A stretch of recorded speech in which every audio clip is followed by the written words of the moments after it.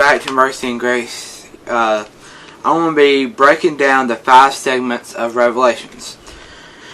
Revelations chapter 1, John encounters Jesus and is told to write letters to the 7 churches of Asia Minor.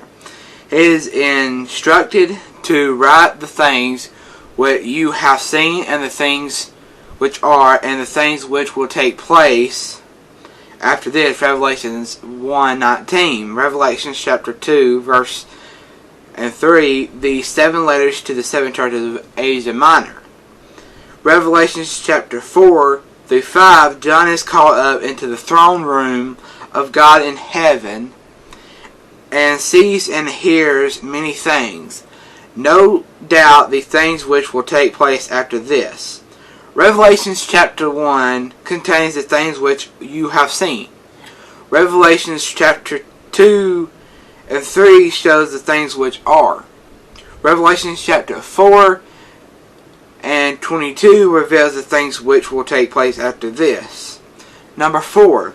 Revelations chapter 6 verse 19 describes most of the things that will take place after this. It refers to the short period of time, the end days, from the rise of the beast and the Antichrist until the second coming of Christ.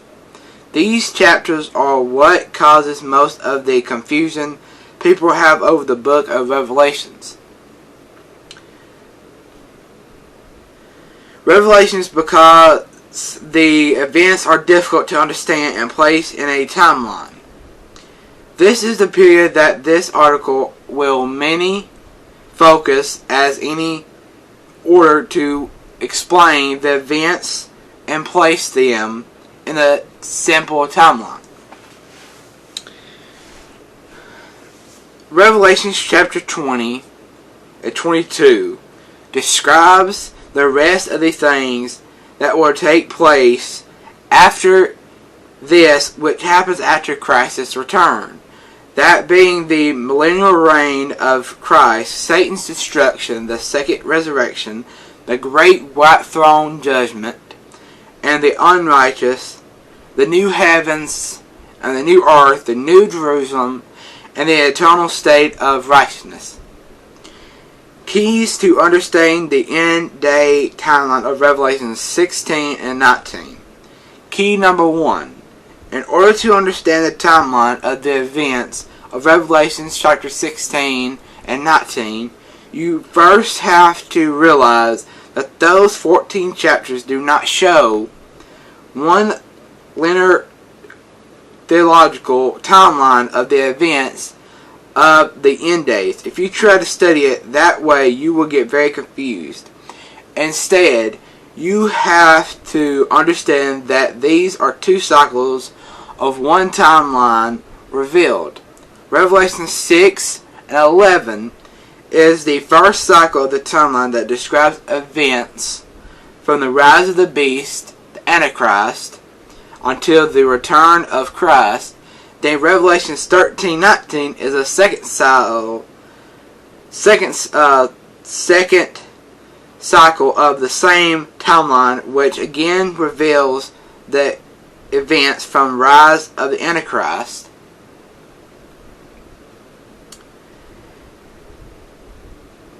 then to the return of Christ. This is the second cycle, contains some differing degrees of detail, yet it is the exact same timeline as Revelations chapter 6 verse 11. Or not Revelations chapter 6, but Revelations chapter 6 and through chapter 11.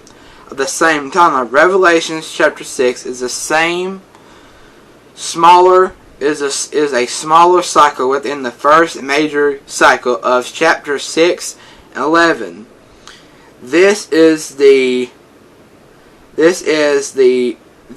small cycle is a timeline in Revelation chapter 6 gives an overview of the rise of the beast unto the return of Christ. Then in Revelation chapter 14 is a second smaller cycle within chapters 13 and 19. That gives an overview from the Great Tribulation unto the return of Christ, but focusing on different details. In total, Revelation chapter 6 verse 19 contains 4 repeated cycles of the same timeline. It has 2 major cycles that are more descriptive and 2 minor cycles that are more of an overview. Everything within each cycle describes the same timeline of events, but with differing degrees of detail. This is all crucial information to be aware of when trying to place each event with the timeline of end-day events. Key number 2. Other important key to understanding the timeline of the end-day events is to know that everything in the book of Revelations from chapter 7 to chapter 19 except for chapter 12 all takes place within the first 6 seals that are revealed in Revelation chapter 6. That's right, all the events can be placed within the timeline of the first 6 seals. In fact, the first 6 seals of Revelation 6 is the entire end-day timeline from the rise of the beast to the return of Christ. And everything from Revelation chapter 7 and 19 can be placed with that timeline. The trumpet and bowl judgments, which makes up most of the events, are God's response to seal number 5, which are martyred saints under the altar in heaven crying out against their blood, but are told to wait until the right time. Seal number 6 is the right time and is God's response to the great tribulation and persecution of the beast upon the saints.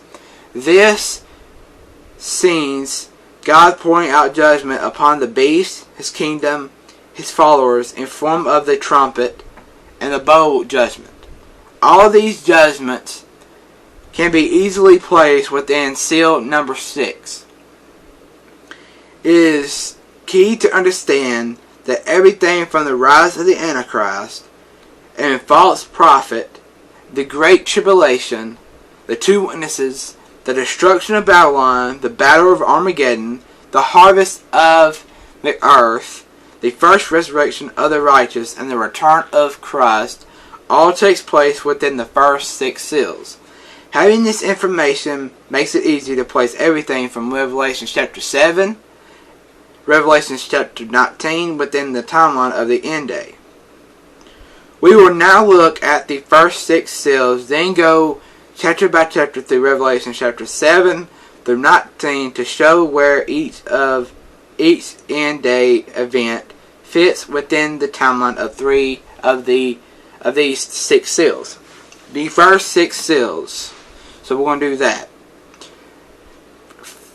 First seal, Revelation chapter 6, verse 1 through 2. The rider on the white horse. This is the rise of the beast and Antichrist coming forth. This is yet to happen right at the end of the age, and no one can predict it. People always try, but always wrong. But when the Antichrist does come onto the scene, we will all know about him. He will be so obvious, and that it's him, because Revelation chapter 13 and 2 Thessalonians chapter 2 reveals unmistakable key characteristics about him. He will only be revealed at the beginning of the end day, and will only be destroyed upon Christ's return. 2 Thessalonians chapter 2 verse 8 and Revelation chapter 19 verse 20. The beast is a person and a war leader as revealed in Revelation chapter 13 verse 2. Revelation chapter 13 and 2 Thessalonians chapter 2, it is not a representative of a false religion or idolatrous, a belief, a practice, or a kingdom of anything symbolical. It is an actual person a political, religious, and economical world leader as clearly revealed in Scripture. Once he is revealed, we know that within his lifetime, Christ will return at the end of the age will come. However, the exact day and hour no one can predict, even though people still foolishly try. Matthew 24:36 says, But of that day and hour no one knows, not even the angels of heaven, but my Father only. Second seal. The rider on the red horse, he represents peace being taken from earth and war. The third seal, verse 5 and 6. The rider on a black horse, he represents fame and starvation. Fourth seal, verse 7 and 8. The rider on a pale horse, he represents death and Hades. Revelation chapter 6, verse 8. And power was given to them, the four riders, over a fourth of the earth, to kill with sword, with hunger, with death, and by the beast of the earth. Because of these four riders, a quarter of mankind is killed. This will be a time of great suffering, distress, war, famine, and death. And this time the love of many will fall. World religion will fall. World government will fall. And world economics will fall. Antichrist will rise to power. And Revelation chapter 13 will be played out. Satan will hand his power over to the beast, and he will rule as the world political, religious, and economical leader. People will worship the beast as world religious leaders. Revelation chapter 13, verses 4 through 8. Contrasts to popular beliefs the great falling away. 2 Thessalonians chapter 2, verse 3. It is not actually referring to the church, but exactly the people of world religion abandoning their religion to worship and follow the beast. This happens through a great distribution.